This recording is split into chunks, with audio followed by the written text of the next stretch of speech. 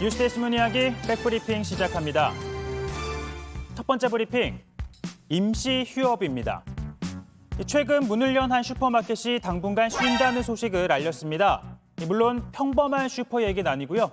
민주당 이재명 대선 후보 지지자들이 만든 홍보 플랫폼 제명인의 슈퍼 얘기입니다. 이들이 만든 홍보물 때문인데요. 참고로 제명인의 제작진은 민주당 대선 경선 당시 추미애 후보 지지자들로 이재명, 이낙연 후보가 아닌 미애로 합의를 보라거나 또 적폐를 울릴 매운 추라면 이런 패러디로 홍보를 했었는데요. 이재명 후보도 솔직히 경선 때 추 후보의 이런 콘텐츠가 부러운 적이 많았다며 이들이 지원을 한다고 하니 기대가 된다고 했습니다. 이런 기대 속에 본격적인 활동에 나선 제명인의 슈퍼. 제명인 넷플릭스, 이 배경부터 적잖은 이 패러디를 예고했는데요. 정치 피로를 싹 날려버리자며 만든 제명이로 바카스, 이 자양강장제를 따라한 거죠. 또 이 후보 얼굴과 이름이 들어가 있지만 어쩐지 눈에 익은 이 상표. 오뚜기처럼 일어서는 지지율이라는 문구에다 아래쪽에 있는 이 잼들, 식품업체를 패러디한 겁니다. 그런데 이 사실을 알게 된 해당 업체가 제명인의 측에 특정 정당과 후보를 지지하는데 상표가 무단으로 도용됐다며 지워줄 것을 요청한 겁니다.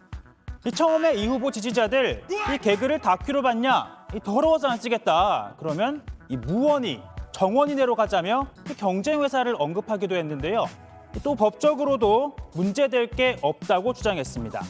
하지만 제명인의 측은 그럼에도 이 초기 대응이 되려 논란을 키웠다는 점을 의식을 했는지 후보에게 누라도 끼칠까 염려돼 재정비 시간을 갖겠다고 밝혔습니다.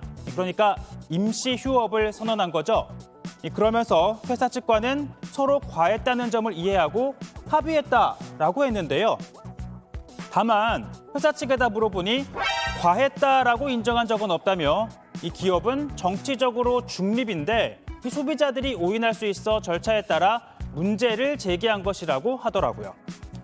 앞서 지난 총선 당시 홍준표 의원은 이 홍세로이 캐릭터로 홍보를 하다 이 원작자의 반대로 곧바로 삭제하는 일도 있었죠.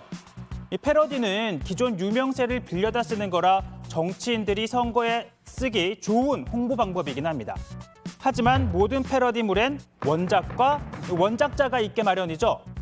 그러니까 패러디 전에는 그들의 의사부터 먼저 확인해 보는 게 서로서로 유쾌하게 정치 패러디를 즐기는 방법 아닐까요? 다음 브리핑, 칭찬회입니다. 지금 보시는 이 장면, 인천의 한 초등학교 앞입니다. 이 폐지를 주는 할아버지가 이 길을 가다 떨어뜨린 듯 널브러진 종이들을 쭈구리가 앉아 줍고 있는데요. 그때 저 멀리서 누군가가 재빨리 뛰어옵니다. 제 덩치만한 책가방을 메고 신발 주머니를 든 학생인데요. 여기저기 흩어진 폐지를 주워 어르신에게 건넵니다. 자, 그러는 동안 뒤쪽에 세워진 리어카 앞에선 손이 닿지 않는 듯 깡총깡총 보이시죠? 이렇게 뛰어가며 폐지를 싣는 아이들도 있습니다. 이 영상 속에 나온 초등학교 교감 선생님에게 물어봤더니 우리 학교 학생들이 맞고 칭찬을 많이 해줬다라고 합니다. 그러면서 별일도 아닌데 많은 관심을 받아 부끄럽다라고도 했는데요. 아니 이게 별일이 아니긴요. 아이들이 너무 대견해 보이지 않나요? 또 지난달 부산에서도 비슷한 일이 있었죠. 중학생들이 떼를 지어 걸어갑니다. 이 좁은 골목길을 지나서 보시는 것처럼 인도 위를 이렇게 걸어갑니다. 심지어 횡단보도까지도 우르르 몰려서 움직이는데요. 이 학생들이 에워싼 건 바로 폐지를 실은 리어카를 끌고 가는 할머니입니다. 당시 돌풍이 불어 폐지가 날아가 버리자 학생들이 주워 담고 미처 담지 못한 폐지는 저 뒤에 보이죠? 두 손으로 받쳐 들었습니다. 그리고 앞에서는 당기고 뒤에서는 밀면서 그야말로 에스코트를 한 겁니다. 이런 장면을 널리 알려야겠다 생각한 부산경찰이 이 CCTV 영상을 직접 찾아서 공개를 했죠. 주로 뉴스에서는 일탈, 탈선 청소년들 소식이 많은데 모처럼 이렇게 훈훈한 사연들을 전해드리니 저도 뿌듯해지는데요.